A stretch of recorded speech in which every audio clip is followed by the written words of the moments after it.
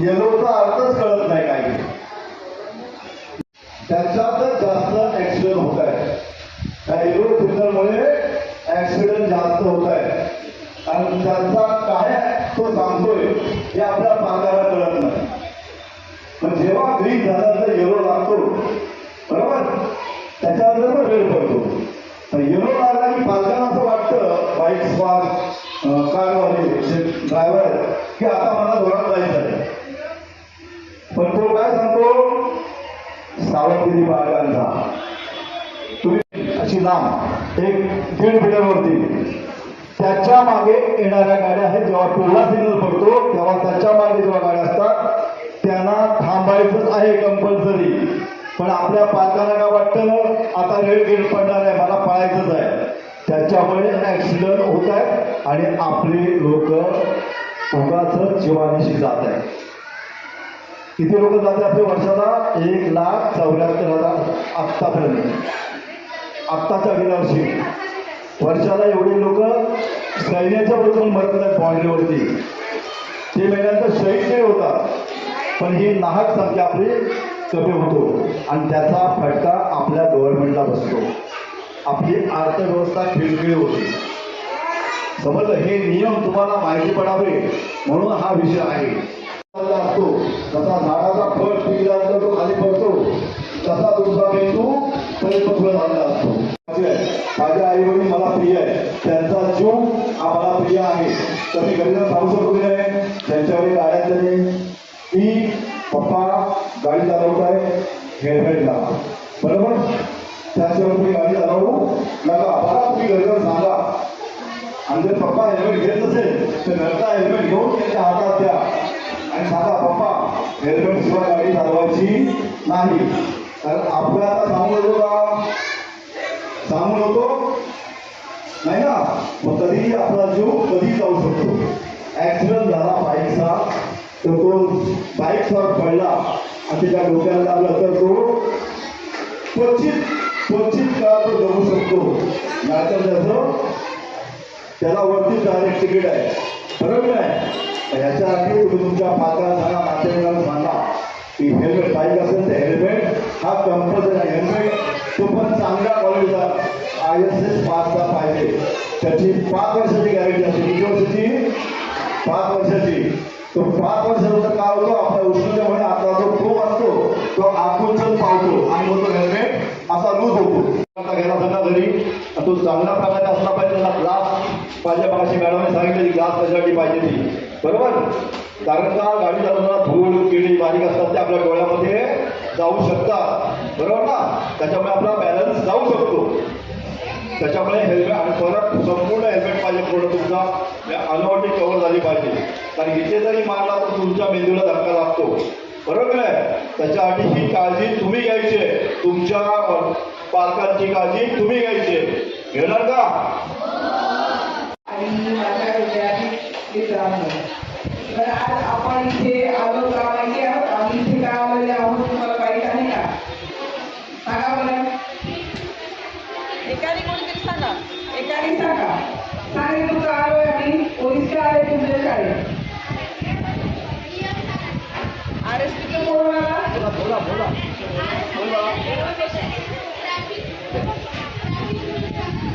Very good, very good. काय वाटलं? इंग्रजी मीडियमची दुपारच्या माध्यमातील मुलं देखील आलेली आहे. तर मी तुम्हाला जास्त नाही थोडा सगळं सांगेन. बघा तुम्ही आम्ही इथे सगळं युनिफॉर्म मध्ये आलो. युनिफॉर्म छान वाटतं की नाही मला? आणि तुम्ही देखील युनिफॉर्म वाटता. आमच्या टोळीसाठी तुम्हाला काय म्हणजे छोटा पोलीस. बरोबर आहे? तर मुलांना नेहमी मी तुम्हाला हे सांगेन, जर तुम्हाला कुठल्याही प्रकारे चांगलं आयुष्य करायचं असेल तर स्वतःपासून सुरुवात करायची. पहिल्यांदा स्वतःच्या शरीराची स्वच्छता ठेवायची आणि नीट नेटका युनिफॉर्म घातला पाहिजे. तुम्हाला पोलीस आले या देखील आले. हे कुठले पोलीस आहेत? ट्रॅफिक पोलीस आहेत. ट्रॅफिक पोलिसांचं काम असतं की रस्त्यावरची वाहतूक नियमित करणे आणि जे कोणी नियमाचं उल्लंघन करतात त्यांच्यावर कारवाई करणे. बरोबर आहे? बरोबर आहे. आपण बघितलं असेल की नेहमी अपघात होतात आणि अपघातामध्ये जास्तीत जास्त लोक मृत्युमुखी पावतात, अपंग होतात. आत्ताच आमच्या स्टाफने मला सांगितलं की कोरोनामध्ये देखील जितकी लोक मेली होती तेवढी लोक दर वर्षाला अख्ख्या देशातून मृत्युमुखी पडतात. सायकल चालवताना देखील तुम्ही हेल्मेट वापरायचं आहे. आपण मित्र मैत्रिणींना वाढदिवसाला गिफ्ट देतो की नाही? चांगली गोष्ट आहे की हेल्मेट सर्व वापरू शकतात.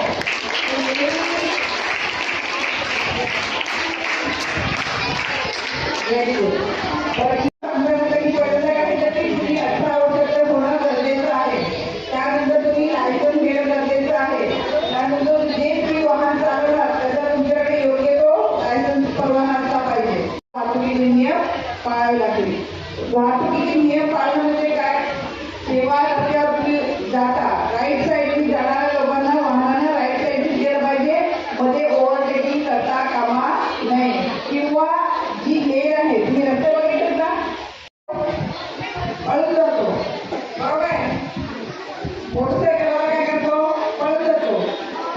परंतु हे करणं बरोबर आहे का? नाही. ते नियमाचं पालन करणं आहे. तुमच्या घरात किती मोटरसायकल आहे?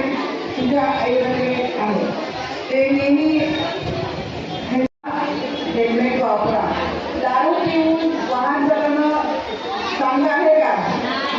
दारू पिल्याने देखील आपल्याकडे अपघात होतात. मी वाहतूक सुरक्षिततेकरता शपथ घेतो की मी वयाची 18 वर्ष पूर्ण झाल्यावरच वाहन चालवेन. माझे वाहन सुशिक्षित असल्याची खात्री करूनच मी ते रस्त्यावर आणेन. वाहनाची सर्व कागदपत्रे सोबत ठेवून वाहन चालवेन. वाहन चालवताना मी हेल्मेट व सीट बेल्टचा वापर करीन. दारू पिऊन मी कधीही वाहन चालविणार नाही. मी कधीही अतिवेगाने व निष्काळजीपणे वाहन चालवणार नाही. माझ्या वाहन चालवण्यामुळे इतरांना त्रास होणार नाही याबाबत मी सदैव जागरूक राहीन. दाखल करणे हे मी माझे आद्य कर्तव्य समजेन. मी स्वतः वाहतुकीच्या नियमांचे पालन करेन. सुरक्षिततेसाठी कटिबद्ध राहीन. जय हिंद.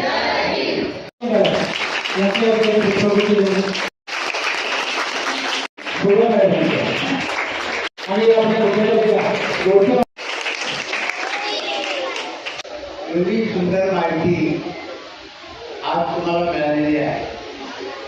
आपण रस्त्यावर येतो जातो,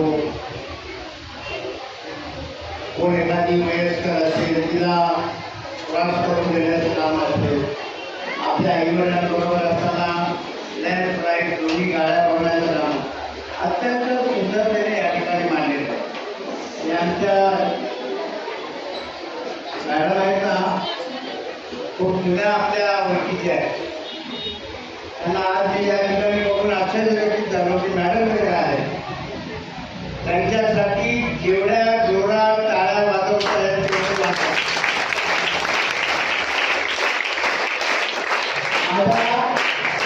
हा माझ्या आयुष्यातला आवडता विषय, अत्यंत आवडता विषय. आणि हा विषय नुसतं एकदा होता कामा नाही मॅडम.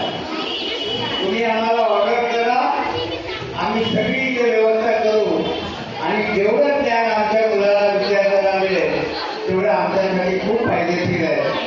आमच्या मुख्याध्यापका 3 मुख्याध्यापक आहेत तिथे. कोणालाही एकाला सांगितलं तर तुम्हाला सगळे अरेंजमेंट करून मिळेल. किंवा तुम्ही सांगायचं बाबा कुठं सावधान चालवा आणि पहिली हेल्मेट घाला सांगाल ना. मी सर्व वाहतूक अधिकाऱ्यांचे आणि ट्रान्सपोर्ट मॅडमचे मनापासून धन्यवाद देतो.